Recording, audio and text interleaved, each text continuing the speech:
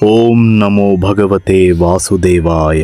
త్రివిక్రమ రూపం తర్వాత భగవంతుడు శ్రీ మహావిష్ణువు భూమిపై అధర్మాన్ని అంతం చేయడానికి పరశురాముడిగా అవతరించాడు. జమదగ్ని మరియు రేణుకుల కుమారుడిగా జన్మించిన ఆయన అపర శివ భక్తుడు. పరమశివుడి నుండి పరశు అంటే గొడ్డలిని వరంగా పొందిన పరశురాముడు దాన్ని ధరించి ధర్మాన్ని రక్షించడానికి కంకణం కట్టుకున్నాడు. ఆ కాలంలో హైహయ వంశానికి చెందిన కార్తవీర్యార్జునుడు అనే రాజు తన 1000 చేతులతో అహంకారంతో ముల్లోకాలను పీడిస్తున్నాడు. ఒకసారి జమదగ్ని ఆశ్రమానికి వచ్చిన కార్తవీర్యార్జునుడు ఆశ్రమంలోని కామధేనువును బలవంతంగా తీసుకువెళ్లాడు.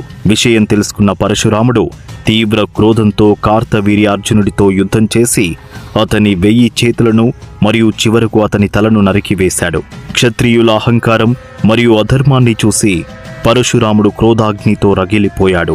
తన తండ్రి మరణానికి ప్రతీకారంగా ఆయన ఏం చేయబోతున్నాడు? భూమిపై క్షత్రియుల పాలన ముఖ్యనుందా? తర్వాతి ఎపిసోడ్లో క్షత్రియ సంహారం, పరశురాముని క్రోధం గురించి తెలుసుకుందాం. ఈ ఆధ్యాత్మిక ప్రయాణాన్ని కొనసాగించడానికి ఇప్పుడే లైక్ చేసి సబ్స్క్రైబ్ చేసుకోండి.